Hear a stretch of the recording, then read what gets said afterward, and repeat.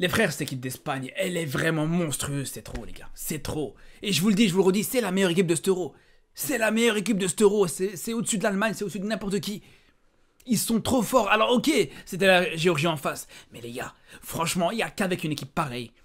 Il n'y a qu'avec une équipe pareille, avec une telle qualité, que tu sais que même s'ils vont encaisser, tu savais dans tous les cas qu'ils allaient revenir. Tu savais dans tous les cas que même s'ils ont encaissé, ils sont en 8e de finale de l'Euro, ils ont encaissé un but, ils n'ont pas paniqué parce qu'ils savaient très bien qu'ils allaient revenir. Ils savaient très bien que ça allait être une formalité pour revenir. Et c'est ce qui s'est passé les gars. C'est ce qui s'est passé.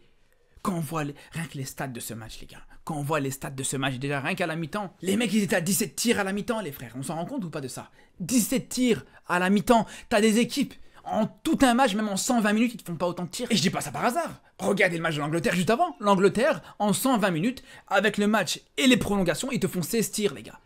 L'Espagne, en 45 minutes, ils te font 17 tirs. Est-ce que vous imaginez à quel point c'est une dinguerie ou pas? Est-ce que vous imaginez à quel point c'est stratosphérique ce que font ces Espagnols? Est-ce que vous imaginez à quel point ils sont là pour en découdre? Les mecs, ils ont pas le temps, ils sont clairement en train de surfer sur cet Euro. Alors encore une fois, vous pouvez me dire, c'est que la Géorgie en face. Mais va gagner toi 4-1 dans un 8e de finale de Coupe d'Europe. Va gagner 4-1 contre une équipe aussi défensive, ou en tout cas qui était organisée dans un bloc bas. Les gars, est-ce qu'on se rend compte que déjà, il faut se dire une chose, c'est que les Géorgiens, ils ont eu aucune occasion sur ce match-là. Parce que peut-être que ceux qui n'ont pas vu le match, ils vont se dire, ah ouais, peut-être la Géorgie, ils ont marqué, donc ils ont peut-être eu des occasions. Ils ont eu aucune occasion. Ils ont eu aucune occasion. Le but qu'ils mettent, c'est un centre complètement anodin, qu'un défenseur espagnol, on va revenir plus tard sur ça d'ailleurs, c'est le Normand, un défenseur espagnol qui met ça dans son camp. Tout simplement, les gars. Mais à part ça, ils ont aucun tir cadré. Les Géorgiens ont aucun tir cadré dans ce match, les gars. Et justement, par rapport à ce match-là, si je suis obligé de parler d'un joueur, je suis obligé de parler de Yamal, pour commencer. Alors bien sûr que, voilà, c'est compliqué, c'est toujours compliqué de retirer un joueur, de le mettre au-dessus du lot. Il y a peut-être Yamal, il y a peut-être Fabien Ruiz, il y a peut-être Rodri, il y a peut-être Nico Williams, mais par rapport à Yamal, les gars, il faut parler déjà de son âge, qu'il te fasse un Euro pareil, avec son âge, qu'il te fasse un Euro avec 2 passes décisives déjà dans cet Euro.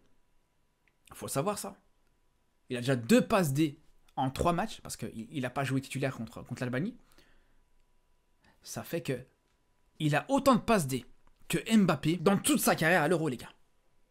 Mbappé, il a 2 passes D dans toute sa carrière à l'Euro, et Yamal, en 3 matchs, il est revenu à cette statistique. Il a autant de passes D que Mbappé à l'Euro, les gars. Vous imaginez? Rien que ça montre à quel point on parle pas de n'importe quoi. Et encore, je vous laisse rien comparer les passes D de Mbappé qu'il a pu faire à l'Euro. C'était sur le dernier Euro en 2021, dont une qui était dégueulasse, une passe D qui était dégueulasse.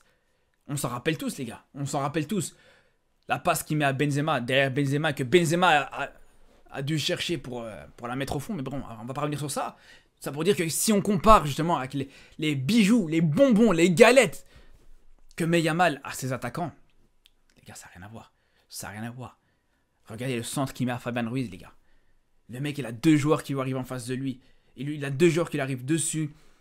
Pas de problème. Ça va pas l'empêcher d'envelopper ce centre au deuxième poteau pour le déposer sur la tête de Fabien Ruiz. Et Fabien Ruiz, il n'a plus qu'à faire ça. Et encore une fois, on parle d'un joueur qui a 16 ans. Est-ce qu'on s'en rend compte encore une fois?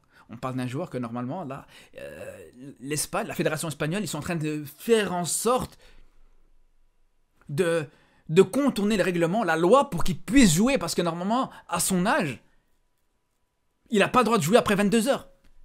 Ou après 23h, je sais plus. Vous imaginez, le mec, il vient de passer son brevet des collèges, il y a une semaine d'ici, les gars. Pendant l'Euro, il fait ses devoirs. Il fait ses devoirs la journée et le soir. Et le soir, il est en train de tumiler des pères de famille. Il est en train de porter cette équipe d'Espagne. Même si, bien sûr, encore une fois, c'est pas le seul. Il faut le dire, il faut le préciser. Yamal, c'est pas le seul à être exceptionnel dans cet Euro. Et dans cette équipe d'Espagne, bien sûr. Mais là où je suis encore une fois obligé d'insister sur ce match de Yamal, c'est que, les gars, au bout d'un moment, il faut dire les termes. Ce joueur, c'est pas n'importe qui. Ce joueur, je vous le dis, les gars. Écoutez-moi bien ce que je vous dis. Il va prendre un ballon d'or avant Mbappé, les gars. Il prendra un ballon d'or avant Mbappé. Comme ça, vous savez.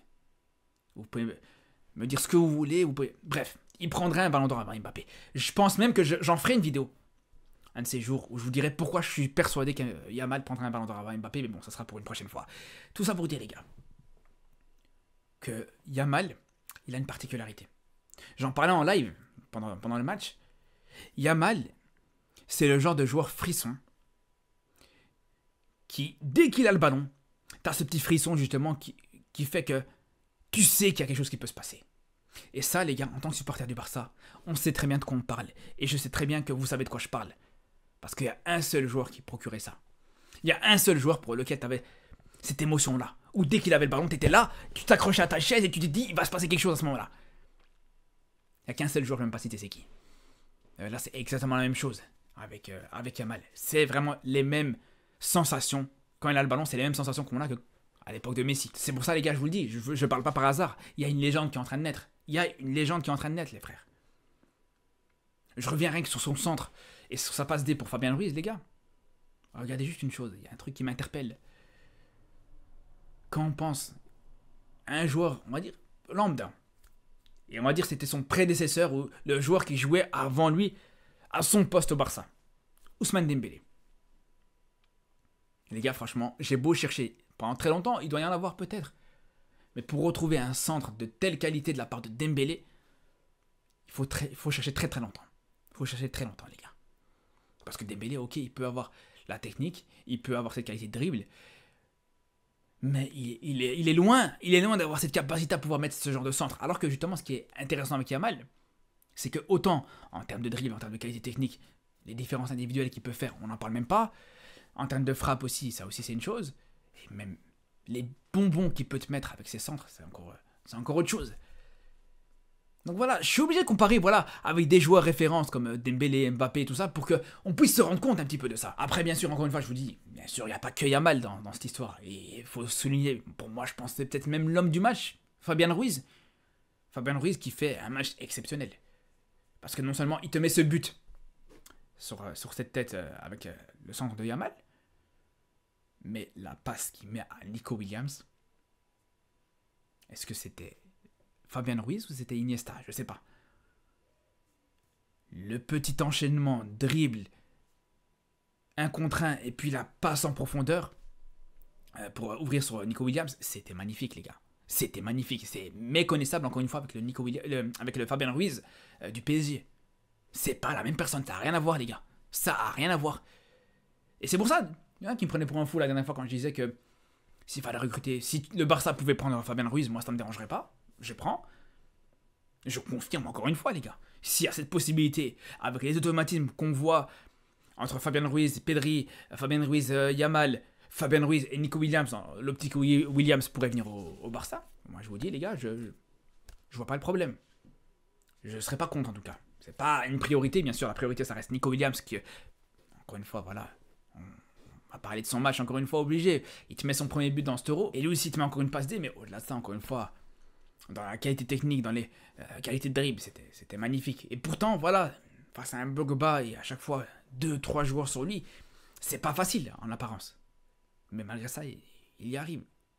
Et c'est là où, franchement, je vous dis, avec ces joueurs-là, qui peut arrêter cette équipe d'Espagne, sérieusement? Qui peut arrêter quand, en plus de ça, même au-delà des joueurs offensifs, quand les joueurs offensifs sont un petit peu limités, ils sont un petit peu bloqués, t'as toujours un Rodri, t'as toujours un joueur comme ça qui peut venir faire cette différence. C'est trop, les frères. Oh là que c'est trop. Les gars, je sais pas si on s'en rend compte. Après, bien sûr, il y a peut-être certaines limites dans cette équipe d'Espagne. Et bien sûr que le Normand, le défenseur central, il fait un match cataclysmique parce qu'au-delà de son CSC encore, c'est même pas le pire. Mais le pire, pour moi, parce que tu peux faire une erreur dans un match comme ça peut arriver. Mais le pire, c'est qu'après son CSC, on voit le mec, il se fait prendre en un contre un par Mikotadze. Et heureusement que Mikotadze, il va pour réclamer le penalty, il va s'écrouler à la place de jouer l'action jusqu'au bout. Mais clairement, sur cette action-là, le Normand se fait dribbler dans la surface par Mikotadze. Et on ne sait pas ce qui serait passé juste derrière. Pareil sur une passe complètement ratée, qui a donné clairement une grosse situation de contre à cette équipe de Géorgie. Donc c'est pour vous dire, pour moi, le Normand, clairement, c'est le point faible de cette équipe d'Espagne aujourd'hui. Et c'est un petit peu du gâchis, là aussi, je repense à Kobarsi qui a raté cet Euro, c'est vraiment dommage. C'est vraiment dommage, parce que pour moi, franchement, il aurait pu avoir sa place dans ce 11, vraiment. Mais bon, honnêtement, je vais même pas remettre en question une seule seconde les choix de La Fuente pour l'instant, parce que pour l'instant, c'est un sans faute. C'est le meilleur coach de cet Euro. De La Fuente, le coach de l'Espagne, c'est le meilleur coach de cet Euro. Et c'est frustrant. Franchement, je suis dégoûté pour lui parce que je me dis, le mec, Vraiment, avec le travail qu'il fait, il faut savoir qu'il n'est même pas dans le top 10 des coachs les mieux payés dans cet euro, les gars. T'as des coachs comme Montella, comme Spalletti, comme Tedesco, comme des coachs comme ça qui sont mieux payés que lui. Comme bien sûr Southgate. Southgate qui est le coach le mieux payé. C'est une dinguerie, les gars. C'est une dinguerie. Et De La Fuente n'est pas dans le top 10 des coachs les mieux payés. C'est incroyable, les gars. Et pourtant, franchement, il mériterait d'avoir un salaire, les gars, largement au-dessus de tous les coachs qu'on peut avoir. Parce que quand je vois justement, au-delà des résultats, mais la philosophie de jeu qu'il peut proposer, le mec, il gagne 2-1. Dans un match à élimination directe, il va continuer à attaquer. Le mec, il sait que cette équipe de Géorgie peut faire mal sur les contre-attaques, c'est pas un problème. Il va continuer à attaquer. Il va continuer à demander à son équipe de se proposer, de rester dans le coin adverse et d'essayer d'aller mettre le 3e, le 4e, et c'est ce qui s'est passé. Quand on pense qu'à côté de ça, t'as des coachs encore une fois comme Southgate, comme Deschamps, qui vont mener au score, et ça y est, juste derrière, comme des poules mouillées, ils vont demander à leur équipe de reculer, de rester organisés dans leur camp. Alors qu'au final, on se rend compte que c'est même pas forcément une solution pour pouvoir éviter de se faire revenir au score. Et on l'a vu plusieurs fois. Avec l'équipe de France contre la Pologne. On l'a vu avec l'Angleterre contre le Danemark. T'as beau reculer autant que tu veux. C'est pas ça qui va t'empêcher justement de faire que l'équipe adverse peut égaliser. Et regardez là la différence. L'Espagne a mené au score. Ils ont continué à attaquer. Mais pourtant, voilà, c'est pas pour autant que la Géorgie a eu, juste après le 2-1, une occasion nette pour revenir au 2-2. Et c'est ça toute la différence, les frères. Alors bien sûr que je pense pas que De La Fuente fera ça contre l'Allemagne, ou en tout cas je pense pas qu'il le fera autant, ce qui est normal. Mais en tout cas, qu'il soit dans cette philosophie-là, franchement, ça fait plaisir à voir. Les gars, franchement, De La Fuente il est en train de sauver le football. Je vous le dis, les gars, le football il est pas mort. Le football il continue à vivre avec cette équipe d'Espagne, les gars, je vous le dis. En tout cas, ce qui est sûr et certain, c'est que j'ai vraiment, mais alors là, vraiment hâte de voir ce Espagne-Allemagne vendredi. On a hâte de voir cette affiche qui va être exceptionnelle. Une affiche digne d'une finale de Coupe d'Europe, parce que je pense que c'est les deux meilleures équipes de cet Euro, faut dire la vérité. Et ça va être vraiment une très belle affiche. De toute façon, on aura l'occasion bien sûr non seulement de débriefer ce match sur YouTube comme d'habitude en vidéo comme aujourd'hui, mais aussi je serai en live sur ma chaîne YouTube secondaire pour suivre cette rencontre exceptionnelle en direct. Et d'ailleurs, en parlant de ça, demain je serai aussi en live pour suivre la rencontre France-Belgique en direct, qui sera aussi une très belle affiche. Et il y aura le débrief de ce France-Belgique juste après le match. Donc on se dit à très bientôt, et surtout d'ici là, prenez soin de vous.